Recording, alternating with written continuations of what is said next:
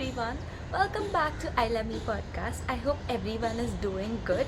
I am so excited for today's episode. So, I am sure you guys may have seen so many reels and posts and so much motivation all over the internet, like do this, do that to become the best version of yourself, to become your highest self, to become in that top 1%. Even I have been in that place. Like, I have seen so many reels, so much, and I used to get so confused. Okay, I have to do this, okay, I have to do that. Like, what am I supposed to do? Because even I want to be in the top 1%. Even I want to become the best version of myself. So I started working, finding ways and trying to do things that will help me, and I actually saw the results when I started. And what I realized, these were simple things which I was already doing without realizing it. And when I see myself doing all these things, I feel so proud of myself, and I feel like, yeah, I am something different, I'm doing something different from the crowd.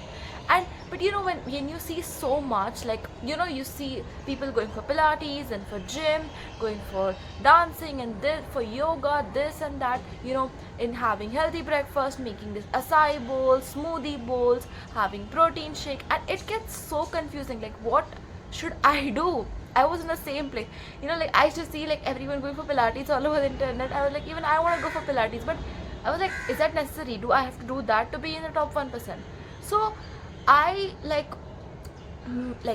made a routine for myself, what will be good for me, what will work for me to become the best version of myself. So in this video, I will like to break down this into a 5 steps or 5 ways in which will help you to become the best version of yourself. So the first step is waking up early. I don't think people realize the importance of waking up early. I know everyone is not a morning person and anything, but if you see it scientifically, waking up early has various advantages to your body. There is a particular cycle, there are particular time periods in which you should have your breakfast, your lunch and dinner, and seriously, that has a great impact in your life. I had read it on the internet and somewhere, you should have your breakfast before 10. After 10 you shouldn't have your breakfast, and you should have your lunch by 2, not later than that. And you should actually have your dinner by 7, and you shouldn't eat anything after 7 because your body doesn't digest it. And these are scientific ways in which our body processes and works, and we should work accordingly, and it has various health benefits. So when you wake up early, you can get so much work done, because I have seen so many influencers and all these people posting their reels on waking up early. They get so much things done. They go for their classes, like pilates classes, or for their gym, and then they make a healthy breakfast for themselves, they stay hydrated, and they get all their work done by 10. All these going for run and all stuff. And then after 10 they have so much time to work on themselves, to do better things. So I guess waking up early has a great impact, so you guys must try it. Second thing is having a morning ritual or a routine for something you would look up to waking up in the morning.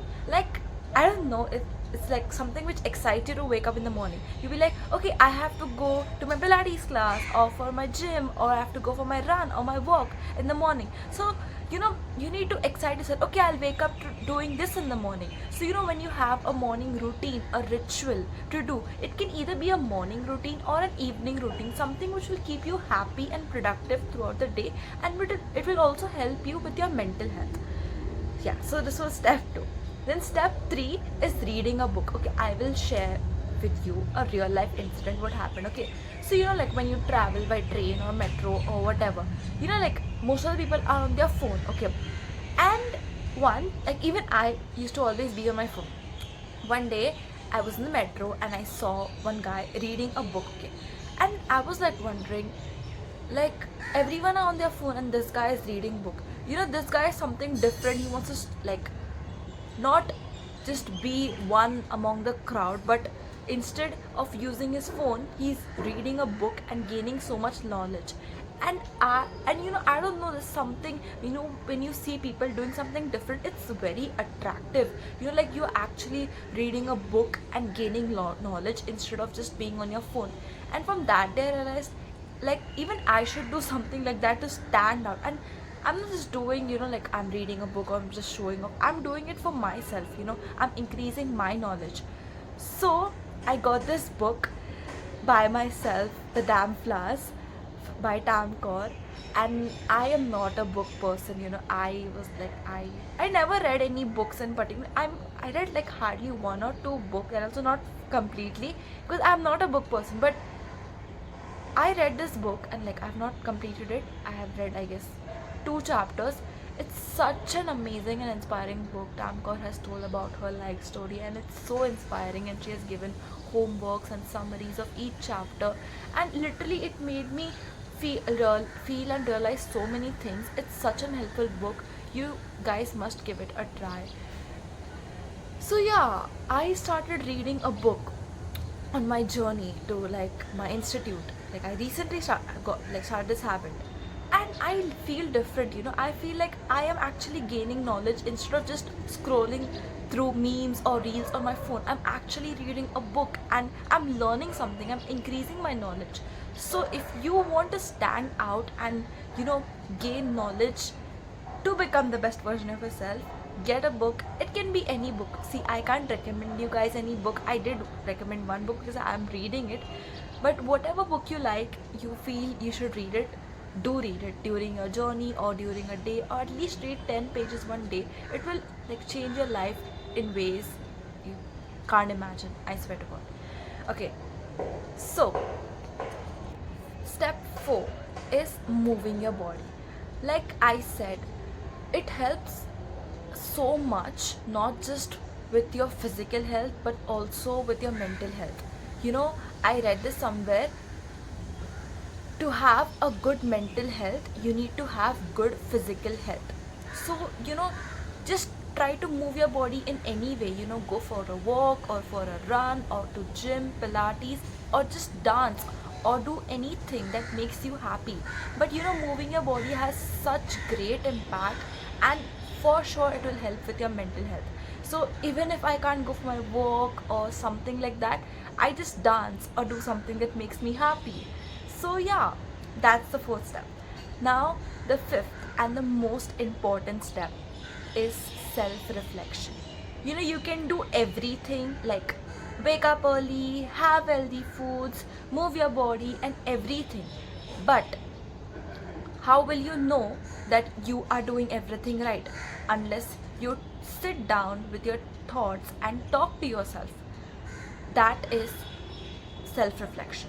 And self-reflection can be by any means. Either you sit and you like say, okay, I did this today, I completed this goal, I completed my, you know, 8 to 10k steps, or I danced today, or I went to gym, or I went for my Pilates, or I made for myself a healthy breakfast, or anything. This is like a self-talk. Another way, and the best way which has helped me so much, is journaling. You know, just at the end of the day, write about your day, write down your thoughts, write down your goals for the week, and just write down.